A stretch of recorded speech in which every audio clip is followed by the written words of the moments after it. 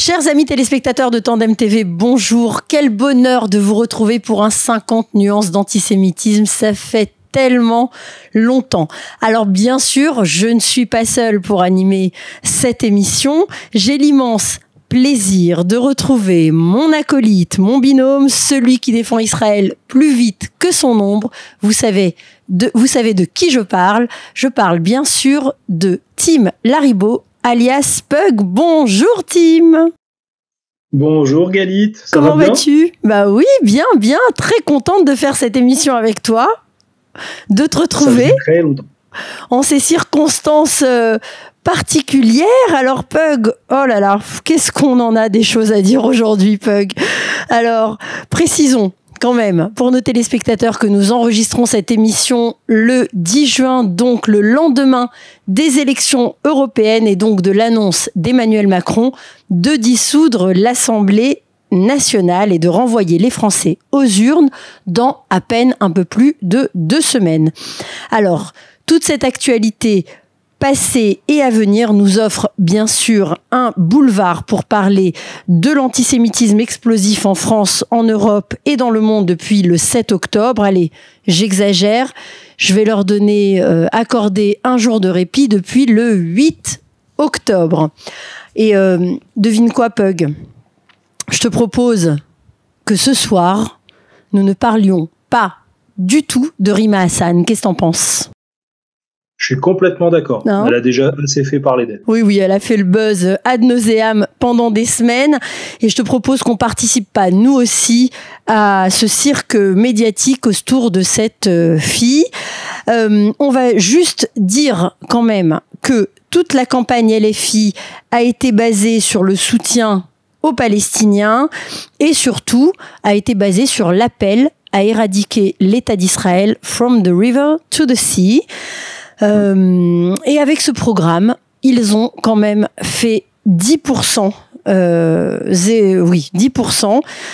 Hier, et même, j'ai regardé, en Israël, ils ont fait 0,9%. Alors, je ne sais pas qui sont ces 50 personnes ou quarantaine de personnes qui ont voté LFI en Israël, mais j'aimerais bien leur dire 2 mots. Alors, le grand gagnant, bien sûr, vous le savez, c'est le Rassemblement national avec 31,4% des voix en hausse, avec 30 sièges au Parlement européen. Et le grand perdant, bien sûr, il en a tiré les leçons instantanément, c'est Emmanuel Macron et son parti Renaissance qui s'en sortent avec 14,5% des voix. Évidemment,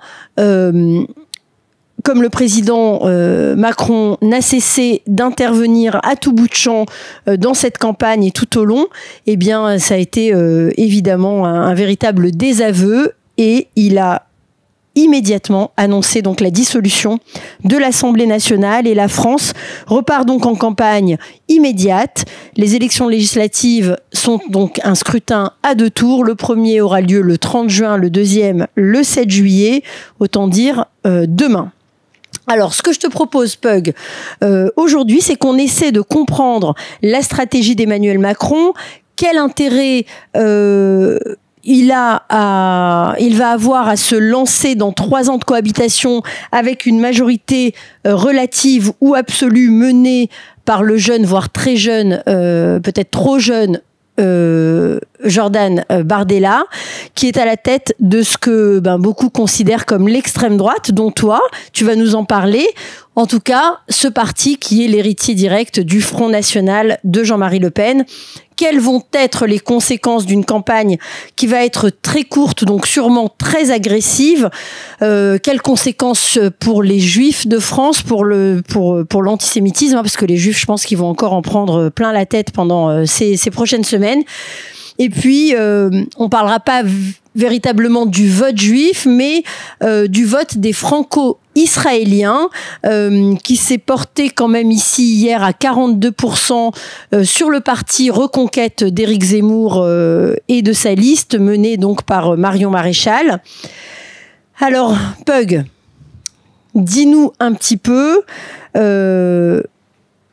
si le RN, le Rassemblement national, gagne, ce qui est plus que probable, ces élections.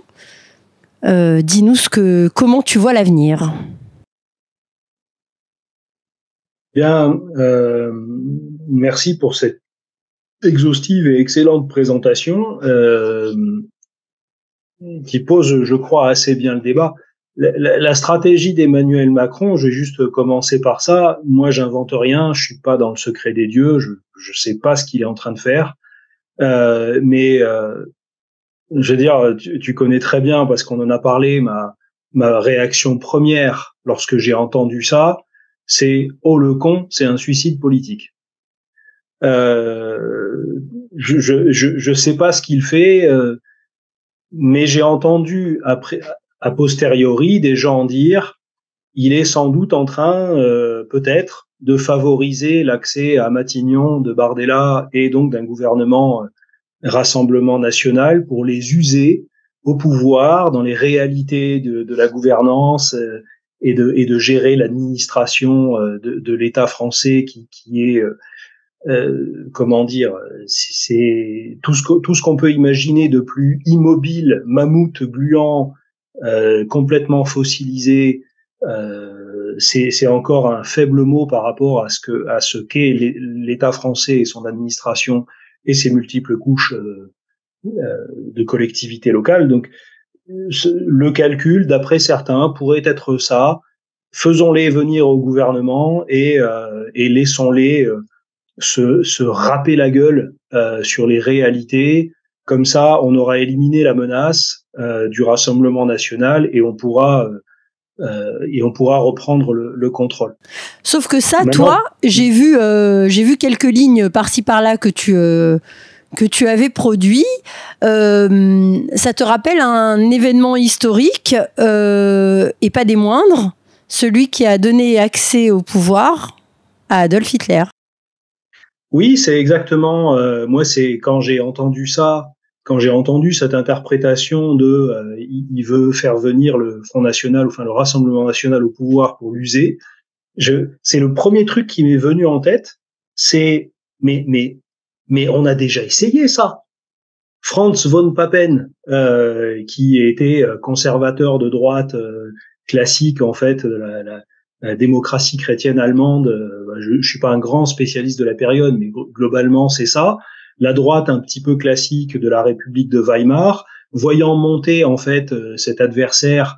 Alors la montée en puissance du nazisme est très différente du Parti national-socialiste des travailleurs allemands, est très différente de ce que l'on voit là. Mais le parti nazi montait et à un moment donné, Franz von Papen et des gens autour de lui et autour du président, l'ancien maréchal Hindenburg, ont dit on va filer le poste de chancelier à Hitler et comme ça on pourra le contrôler.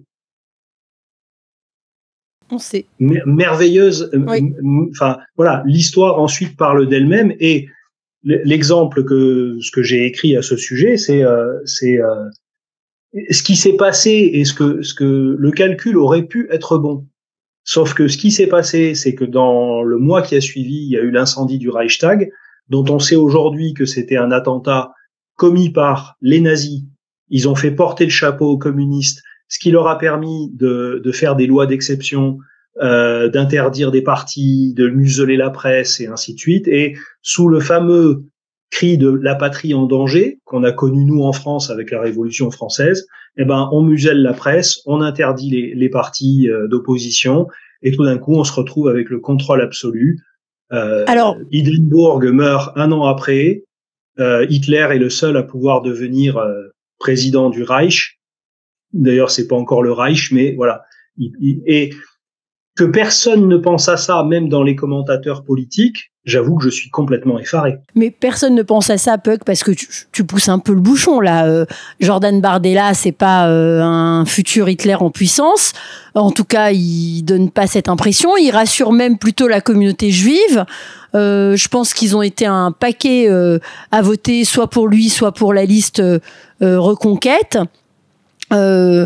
Qu'est-ce que finalement, voilà, le Rassemblement national n'est pas le Front national. Jordan Bardella et Marine Le Pen ne sont pas Jean-Marie Le Pen.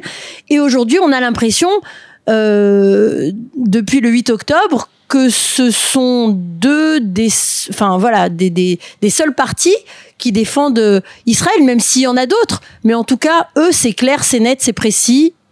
C'est un peu les Juifs ont l'impression que, comme ils avaient l'impression à l'époque, dans les années 80, que la gauche, si jamais la bête immonde repointait le bout de son nez, ce serait la gauche qui les protégerait. Là, ils ont l'impression que c'est le Rassemblement national.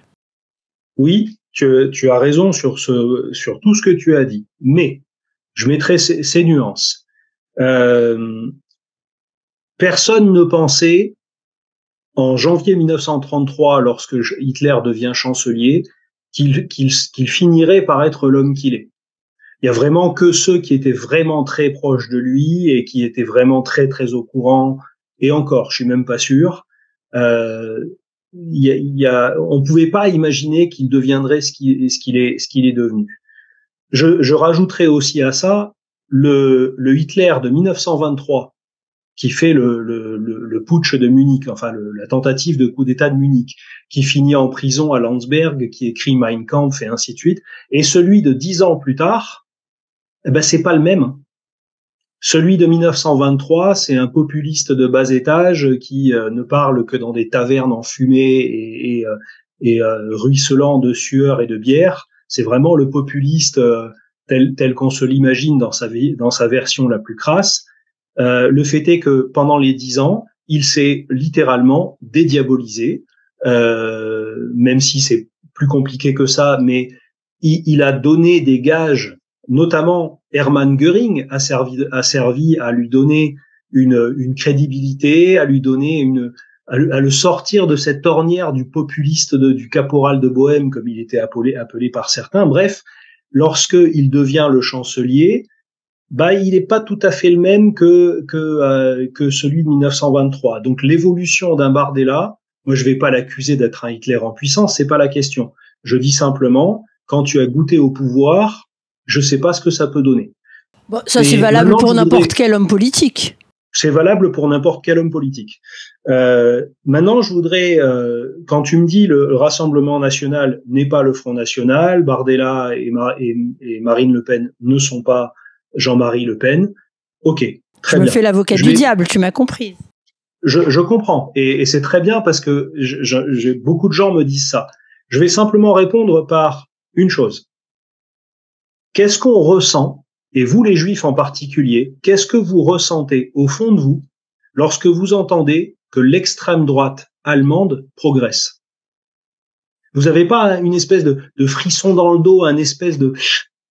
l'extrême droite allemande qui reprend des couleurs et qui redevient une force politique, l'AfD n'est pas le parti nazi, hein. L'AfD n'a même pas été fondée par des nazis, alors que le Front national a été fondé notamment par des anciens SS de la division Charlemagne et ainsi de suite. Simplement l'idée d'une extrême droite allemande, d'un nationalisme allemand qui redevient un parti de gouvernement ou en tout cas quelque chose d'important dans la vie politique allemande, moi ça me fait des sueurs froides dans le dos et je peux pas me contenter de cosmétiques. Je suis dur en disant ça. Je ne peux pas me contenter de penser ils ont changé le nom du Rassemblement national, c'est plus le Front national, c'est le Rassemblement national. On a viré le vieux borgne, on a laissé sa fille et un type qui passe bien parce qu'il est d'origine immigrée lui aussi, il s'appelle Jordan Bardella, c'est plus la famille Le Pen, c'est plus les Bretons catholiques qui ont fait l'Indochine et l'Algérie. Bon, très bien. Le fait est que ce parti, qu'on le veuille ou non, et dans ses différentes évolutions, a été fondé par des anciens de la division Charlemagne, que toute la façon dont ils sont montés jusqu'à 2002, c'est quand même pas si loin que ça.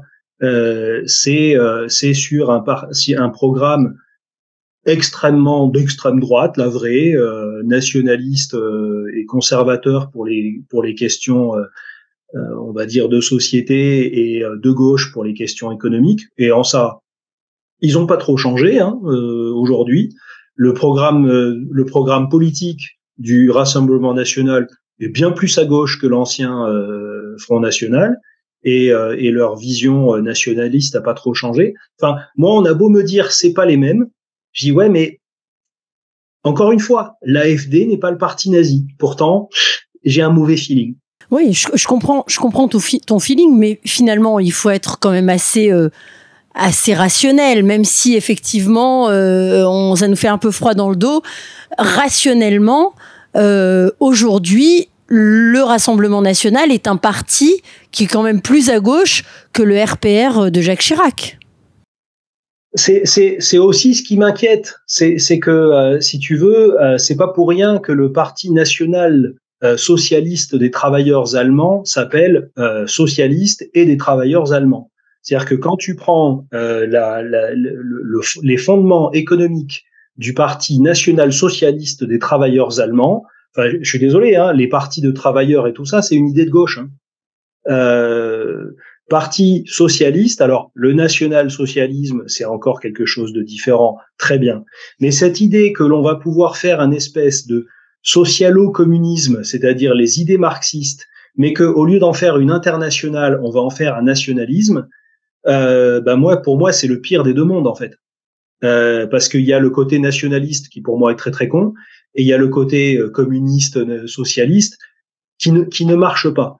Alors, il serait un parti, on va dire, j'oserais dire, de presque fasciste à l'italienne, qui m'inquiéterait moins que ce qu'ils font aujourd'hui. Mais par rapport aux Juifs aujourd'hui, voilà, Jordan Bardella, le 7 juillet ou le 8 juillet devient Premier ministre de la France.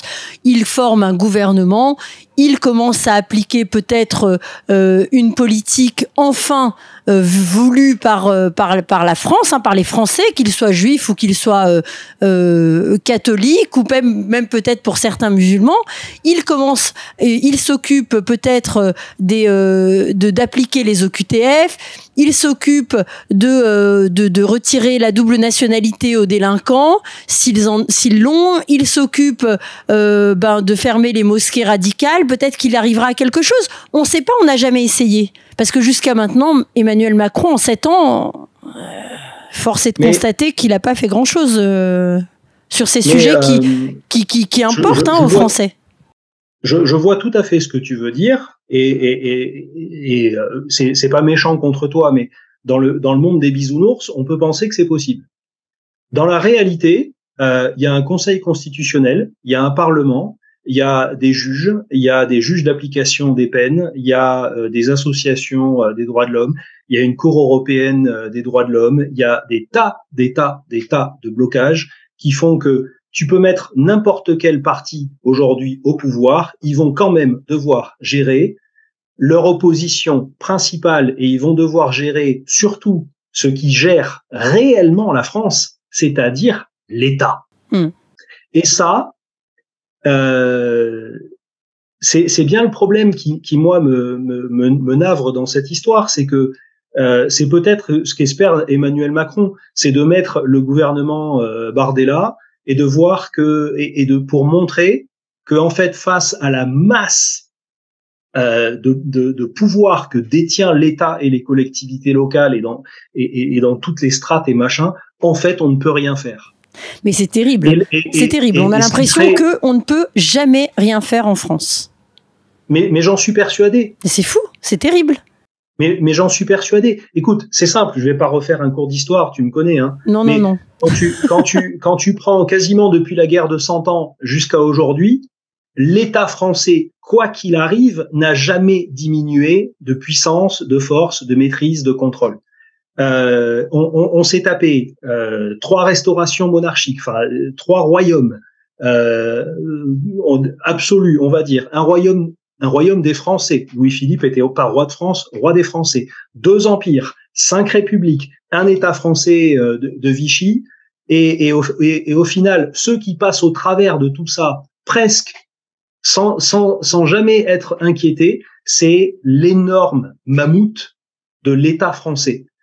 Et alors, juste, je termine là-dessus. Si Macron veut montrer à tous les Français qu'on n'est pas en démocratie, qu'on n'est pas un pays libre et qu'on est une totale technocratie autoritaire où en fait les fonctionnaires des plus hauts au plus bas détiennent tous les pouvoirs en France, et ben qu'il fasse exactement ce qu'il est en train de faire. Ouais. Et alors, deuxième point, que tout ce que tu dis sur Jordan Bardella, même si l'État français le laissait faire, les fonctionnaires, allez, vont dans son sens, on va appliquer les OQTF et machin, tout ça, très bien. Déjà, il peut pas agir sans avoir des lois, des décrets et tout ça, qui sont les mêmes que ceux qui existent aujourd'hui. Donc, il serait obligé d'en faire d'autres. Il va devoir passer par tout un circuit de lois et de décrets d'application et de machin pour accélérer des choses. Donc, ça va prendre des années. Et surtout, jamais l'extrême gauche et la gauche en général ne va rester calme, tranquille, en disant non, mais on va jouer le jeu démocratique, on va les laisser faire. C'est exactement là que je voulais t'emmener. Bravo. Tu m'offres une transition parfaite, puisque je voulais t'amener exactement à ce point-là. Ma prochaine question allait être Jordan Bardella, le 8 juillet, le Rassemblement national remporte à une majorité relative ou absolue les élections. Il est nommé. Quid de la France insoumise et de tous les agités qu'ils peuvent comme ça emmener avec eux, puisque il l'a dit, Jean-Luc Mélenchon, hein, ce qu'il cherche, c'est le chaos, c'est la révolution, c'est un révolutionnaire. Donc là, qu'est-ce qui se passe le 8 juillet au soir ou au matin en France? Ce qui est juste absolument terrible, c'est que personne ne prend les communistes et la gauche au sérieux. Ils le disent depuis Trotsky. C'est quand même voilà, je veux dire, ça fait plus d'un siècle qu'ils disent ce que l'on veut, c'est la révolution. Il ne peut pas y avoir la révolution que l'on souhaite sans de la brutalité, de la violence et du sang. Et en fait, ils ont écrit tous leurs principes sur la base de dès qu'on trouve un pouvoir autoritaire, c'est notre excuse favorite pour leur rentrer dedans et tout bouleverser, c'est-à-dire la révolution. Donc en fait, l'élection de Jordan Bardella, il y a plein de gens qui souhaitent ça et son arrivée à Matignon. Eh bien, je dis à tous les gens qui veulent l'arrivée de Jordan Bardella à Matignon, LFI aussi. C'est exactement ce que veut LFI. Pourquoi ? Et plus largement, les trotskistes, lutte ouvrière, les communistes, enfin, tous ceux qui ont cette pensée révolutionnaire, que Bardella, le RN, soit des extrêmes droites ou pas extrême droite, pas fascistes, on s'en fout. Eux, ils vont dire, les fascistes ont pris le pouvoir, nous avons un devoir sacré de faire la révolution. Et donc, toi, tu préconises à la veille des Jeux Olympiques à Paris, tu penses qu'il va y avoir des émeutes? Je pense que déjà, le soir même, le lundi matin suivant les élections, je pense que tu as 70% des fonctionnaires qui exercent leur droit de retrait et ne viennent pas bosser, paralysant tous les services. Je ne serais pas surpris qu'on assiste à des actes de sabotage informatique, notamment de la part de tous ces fonctionnaires qui exerceraient leur droit de retrait, avant de partir tout bloqué pour que rien ne puisse se passer. Je pense que en effet, tout ce qui est Black Bloc, banlieue, s'enflamme, attisé par les appels à l'insurrection de l'extrême gauche et tous ces gens-là, avec dans le silence absolu et complice des autres formes de gauche qui aujourd'hui ils disent tous non, on va pas se mettre avec Jean-Luc Mélenchon, mais jusqu'ici à chaque fois qu'ils ont eu à s'allier, ils l'ont fait et ils ne s'en sont jamais repentis. Donc oui, pour moi, Je dirais même que les JO sont le meilleur levier que la gauche peut utiliser. C'est-à-dire, pour dire au gouvernement français, si vous voulez que les JO se passent bien, il faut vous soumettre à notre volonté. Et donc, on annule complètement les résultats de l'élection, ce qui est un déni de démocratie complet. Le Rassemblement national, est-ce qu'il se laissera faire ou est-ce qu'il considérera qu'il est légitime et donc qu'il est face à une insurrection et qu'il faut qu'il prenne les pleins pouvoirs pour rétablir l'ordre? Et on est dans la situation de 1933. Ouais, c'est effrayant. C'est effrayant et c'est en ce sens que moi, personnellement, je ne comprends pas la décision d'Emmanuel Macron précisément maintenant. Alors j'apporterai, si tu me permets, j'apporterai juste un détail qui est quand même vrai. Les sondages, c'est une chose. Les élections européennes à un tour, c'est une chose. On ne sait pas pour qui on vote. Quand tu votes pour la liste Jordan Bardella, tout le monde pense avoir voté pour Bardella, et le numéro 2 sur sa liste, moi je suis incapable de le citer. On connaît que lui. Les élections législatives, on va voir des types sur les affiches, et on les connaît pas, alors que le maire PS du coin, lui on le connaît, ou le député on le connaît, machin. Donc on sait très bien que les élections législatives sont une élection beaucoup plus proche des citoyens, avec un élu, ou en tout cas un candidat qui vient se présenter. Les candidats du RN ne sont pas tous du charisme de Jordan Bardella, loin s'en faut. Donc, le calcul d'Emmanuel Macron, c'est peut-être justement finalement, ça peut être ça. Et si ça marche, j'ai presque envie de dire bravo. C'est couillu et très risqué, mais j'ai presque envie de dire bravo. C'est là, Jordan Bardella et le Rassemblement national jouent des mécaniques. Et le soir du 7 juillet, en fait, ils ont fait pas plus de 20%, voire même 15%, parce qu'ils n'ont pas le personnel qu'il faut pour arriver réellement au pouvoir. Et finalement, le 7 juillet, le 7 juillet au soir, Emmanuel Macron peut globalement aller devant les Français à la télé et de dire Jordan Bardella, coucou panier. Ouais. Mais moi, enfin, voilà, mon avis n'intéresse personne, mais je le donne quand même. Oui. Pour ma part, je pense que le Rassemblement national n'est absolument pas prêt aujourd'hui, dans l'état actuel des choses, à être un parti de pouvoir. Mais bon, ça n'engage que moi.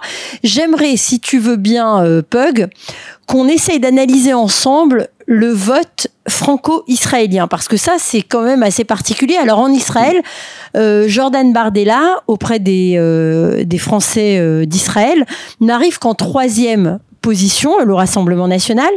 Et en première position, on a Marion Maréchal et Reconquête. Alors ça aussi, c'est quand même particulier, parce que en 2e, on a le parti Renaissance avec Valérie Hayé. Non, c'est Bellamy. Ah pardon, c'est Bellamy. Elle arrive. Oui, pardon, elle arrive en 5e après Raphaël Glucksmann. Oui, bien sûr. C'est c'est les Républicains qui arrivent en seconde. Merci. Mais cette première place quand même de Reconquête, alors qu'en France ils font que 5%, tu l'analyses comment? Je la trouve très intéressante à plusieurs niveaux.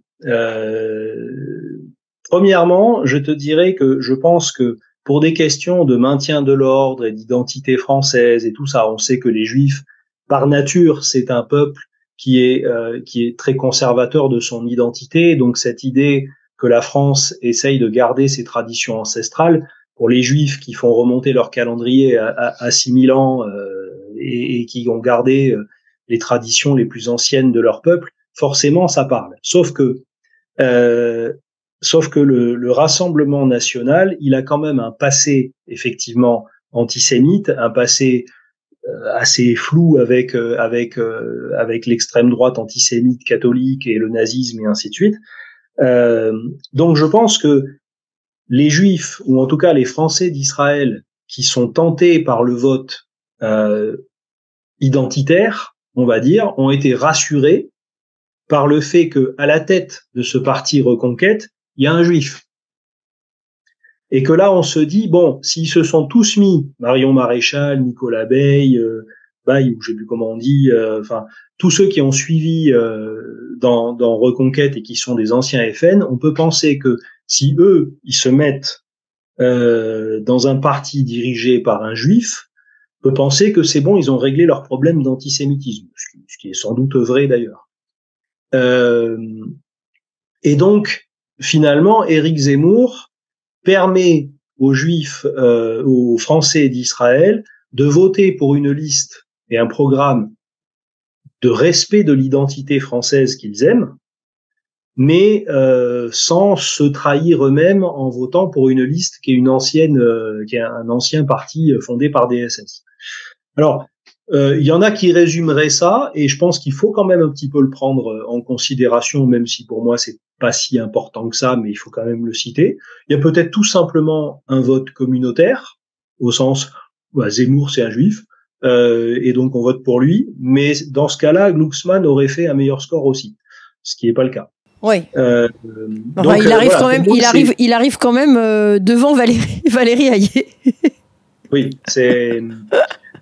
La deuxième place des Républicains, moi, m'intéresse beaucoup. Et ma première réaction quand j'ai vu ces résultats, c'est de me dire, les Français d'Israël, ils sont plus intelligents que la moyenne des Français. Oui, puis c'est pas très loin. C'est pas très loin en dessous. C'est 45%, 35%, 32%, je crois. Oui, parce que en fait, qu'on le veuille ou non, 42 et 35.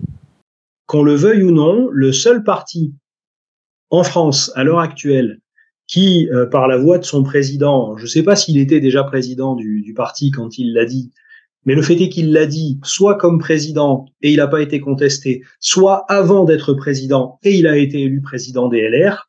Il faut quand même se rappeler que Éric Ciotti a demandé que la France reconnaisse Jérusalem comme capitale d'Israël et déplace l'ambassade. Et vraisemblablement chez les Républicains, il n'y a pas eu de scandale, il n'y a pas eu de rupture, il n'y a pas eu de scission. Donc on peut penser en effet que les Républicains, sans être les plus forcenés dans leur expression du soutien à Israël, sont peut-être les plus fondés, oui, dans la mesure où quand tu dis on veut que le Jérusalem soit reconnu comme capitale d'Israël, il y a une réflexion qui est proche de la mienne, je dirais. Oui, il y en a plusieurs aux Républicains. On a Christian Estrosi, on a Éric Ciotti, on a David Lisnard. Il y en a, ils sont certains comme ça qui méritent qu'on s'intéresse davantage à eux ici en Israël. Alors voilà. Oui, je t'en prie.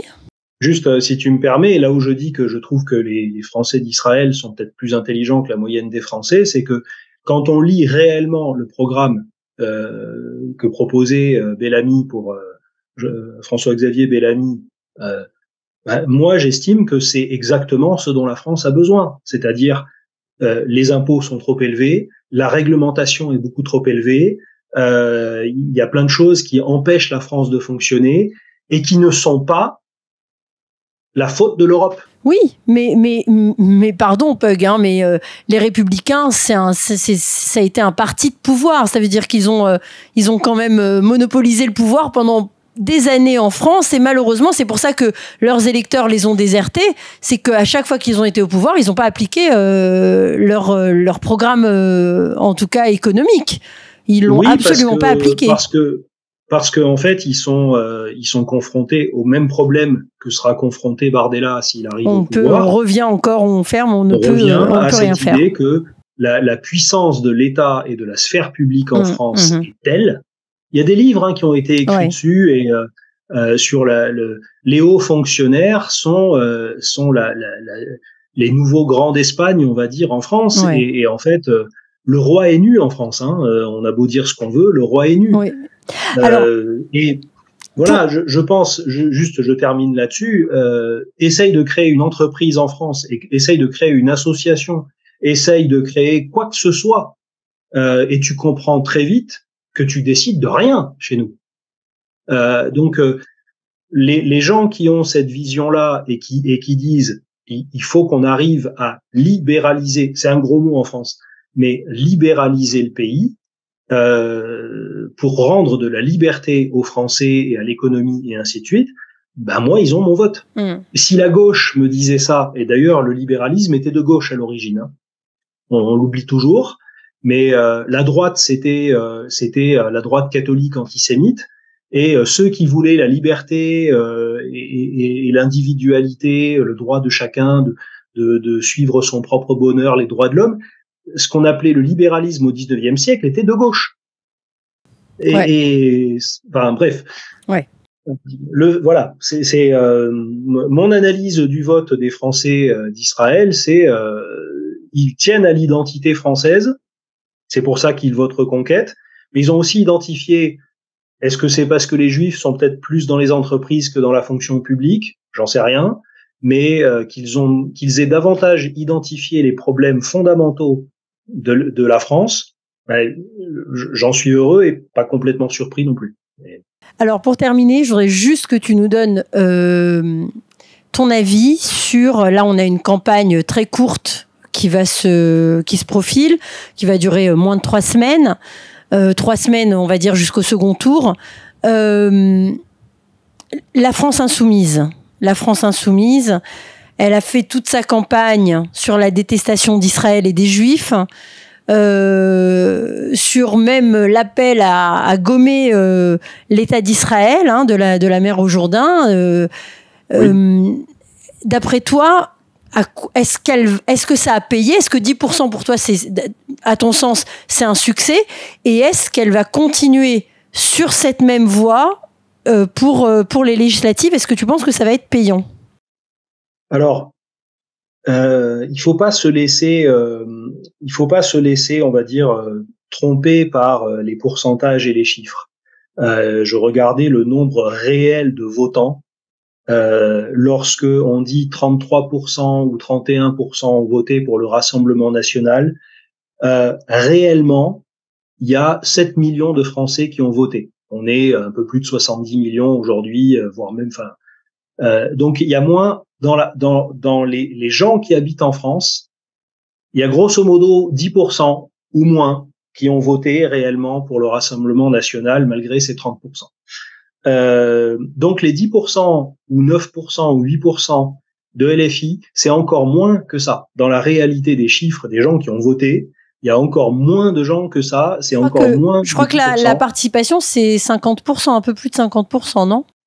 Oui, je sais plus. Et moi, ça me fait marrer parce que le Rassemblement national et tous là, ils se prennent ils disent, on a une légitimité phénoménale aujourd'hui, alors que lorsque Emmanuel Macron avait été élu avec 18 millions d'électeurs, parce que si tu enlèves les abstentionnistes, les blancs et ceux qui ont réellement voté pour lui, il y a 18 millions de personnes qui ont voté pour lui, il disait 18 millions sur 70, il n'est pas légitime. Les gars, vous êtes à 7 millions de votants. Bref, donc ça sur l'importance démographique réelle de LFI, c'est peanuts. Maintenant, leur stratégie, oui, ils vont continuer à essayer d'utiliser le levier de la reconnaissance de la Palestine par la France pour dire à toutes les banlieues et allez, je pense qu'ils vont faire des pieds et des mains pour que tout le monde s'inscrive sur les listes, aille voter, pour essayer d'utiliser cet argument pour dire voilà, les sionistes contrôlent la France. Et bien avec cette élection, on peut arriver à renverser la tendance et à faire reconnaître la Palestine par la France. Et donc mobilisez-vous pour voter. Donc oui. Je pense qu'ils vont continuer sur cette lancée. On n'a pas fini d'entendre parler de Rima Hassan.